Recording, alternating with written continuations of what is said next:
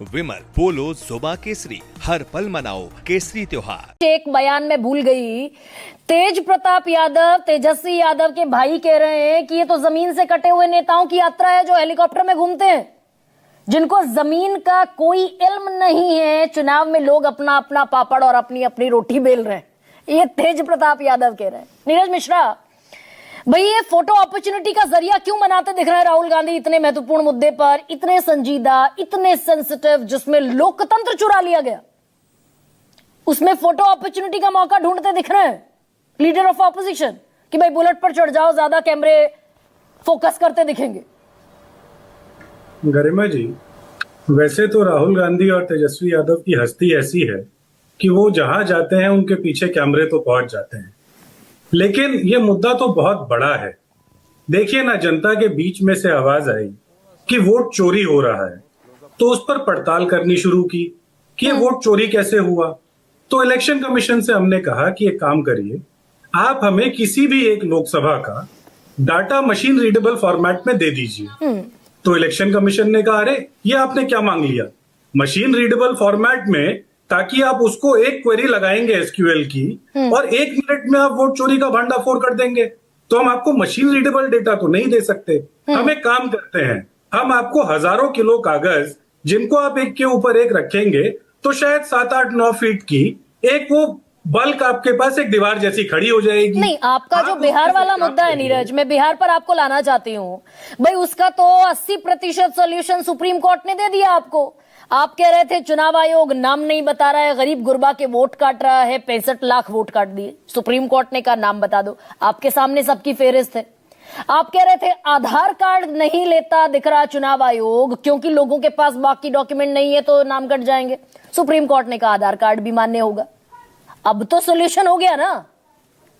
गरिमा जी, देखिए ना, सोल्यूशन तो अभी आएगा, क्योंकि ये जो 65 लाख वोट हैं जिन्हें इस इलेक्टोरल प्रोसेस से बाहर करने की एक साजिश की गई थी, अब जब इसके ऊपर ऑब्जेक्शन और क्लेम्स जैसे आने शुरू हुए और अब ऑनलाइन तरीके से आधार का प्रयोग करके और ऑब्जेक्शन क्लेम जाएंगे, तो हो सकता है वो जो 65 लाख लोग हैं उसमें से 30, 35, 40 लाख लोग जिनको किसी गलती की वजह से, हम लोग सिर्फ गलती शब्द प्रयोग करेंगे, साजिश नहीं, गलती की वजह से बाहर कर दिया था, वो तो इस इलेक्शन प्रोसेस में वापस आ जाएंगे।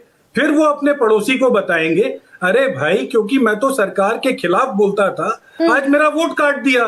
लेकिन भला हो सुप्रीम कोर्ट का, भला हो राहुल गांधी का, भला हो इंडिया अलायंस का कि उन्होंने वो वोट चोरी होने से रोक लिया। कल को तुम बोलोगे तो तुम्हारा भी जो लोकतंत्र में सबसे बड़ा अधिकार है, वो वोट देने का अधिकार, कल तुम्हारे वोट के अधिकार को भी ये लोग छीन लेंगे।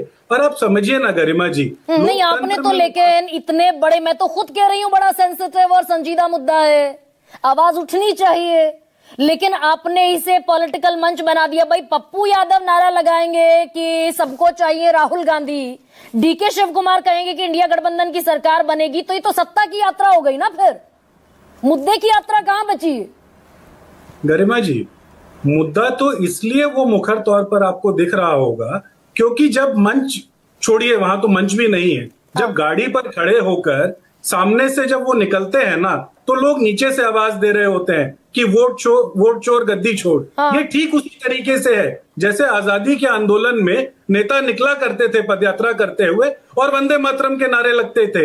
ये ठीक उसी तरीके से है कि जब इंदिरा जी निकलती थी तो कहा जाता था कि गरीबी हटाओ का जो नारा दिया है उसको हम लोग बुलंद कर रहे हैं। ये वैसा ही नारा है। आज जनता के बीच से ये आवाज निकल कर आ रही है कि वोट चोरो तुम गद्दी छोड़ो, और ये नारा जो है अब तो संसद में गूंज गया। संसद के अंदर जहां कोई हिमाकत नहीं कर पाता था क्योंकि वो माइक का कंट्रोल एक महामहिम बैठते हैं ऊंची कुर्सी लगाकर, उनके पास होता था, लेकिन वो इतनी जोर से गूंजने लगा कि वो माइक का बटन बंद करते रह गए, लेकिन सब कैमरों में वो कैद हो गया। तो देखिए, और जहां तक रही पप्पू यादव की बात, अगर वोट चोर गद्दी छोड़ वो 6 साल के बच्चे भी कहना शुरू कर दिया, 6 साल के बच्चे ने भी कहना अगर शुरू कर दिया, तो फिर ये बेरोजगारी पर, गरीबी पर, मखाने की फैक्ट्री में और किसानों के पास जाने की जरूरत क्यों है? अगर इतना डीपली पेनिट्रेटेड है वोट चोरी का मुद्दा, तो आप खुद इसे ट्विंकल करते हुए दिखाई दे रहे। नहीं गरिमा जी,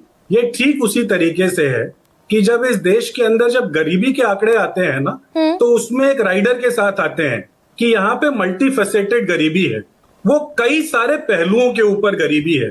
तो जब चुनाव में हम लोग जाते हैं ना, तो वो कई सारे पहलू होते हैं, जिसमें से पहला जो पहलू है वो ये इंस्टीट्यूशनल वोट चोरी का है, जिसके बारे में हम लोग बात कर रहे हैं। उसके साथ साथ लेकिन बिहार की जो सबसे बड़ी समस्या, वो पलायन की समस्या, वो बेरोजगारी की समस्या, वो युवाओं आंखों में जो नाउमीदी है उसकी जो समस्या है, वो जो किसान जो मखाने की खेती कर रहा है, जिसको अपने खेत पर मूल्य नहीं मिलता, संसाधन नहीं मिलते, टेक्नोलॉजी नहीं मिलती, उसको वो किसी व्यापारी को बेचता है 400 रुपए किलो में, आप और हम उसको खरीदते हैं 4000 रुपए किलो में, तो वो 4000 में कुछ हक तो उस किसान का भी है ना। तो ये जो सारे मुद्दे हैं, ये तो इस यात्रा के साथ ही चलते रहेंगे। और यही मतलब राहुल गांधी के पास वो जादू की छड़ी है, बकौल पप्पू यादव, राहुल गांधी के पास वो जादू की छड़ी है कि चुटकी में गरीबी भी खत्म, चुटकी में बेरोजगारी भी खत्म, चुटकी में वो जो मखाना बनाने वाले, खेती करने वाले किसान को पैसा नहीं मिलता, 70-80 रुपए मिलते हैं, उसे 2000 रुपए मिलने लगेंगे। गरिमा जी, हम लोग तो ये बिल्कुल नहीं कह रहे जैसे मोदी जी ने कहा था कि जिस दिन मेरी सरकार बनेगी उस दिन 15-15 लाख खाते में आ जाएंगे और जादू की छड़ी चल जाएगी। नहीं, पप्पू यादव तो यही चढ़कर जी, ये गाड़ी पर पप्पू यादव तो यही क्लेम कर रहे हैं ना।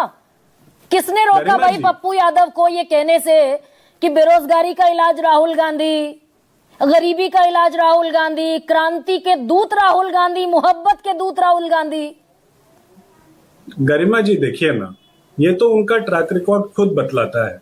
इस देश के अंदर कोरोना महामारी आई तो सबसे पहले कौन ऐसा पॉलिटिकल फिगर था जिसने इस देश को कहा कि आप तैयारी कर लीजिए, नहीं तो एक बहुत बड़ा डिजास्टर आपके सामने खड़ा है। इस देश के अंदर जब गलत जीएसटी आई तो वो कौन सा नेता था जिसने ये कहा कि आप इस जीएसटी को ठीक कर लीजिए, जो शायद इस दिवाली पर ये ठीक करेंगे।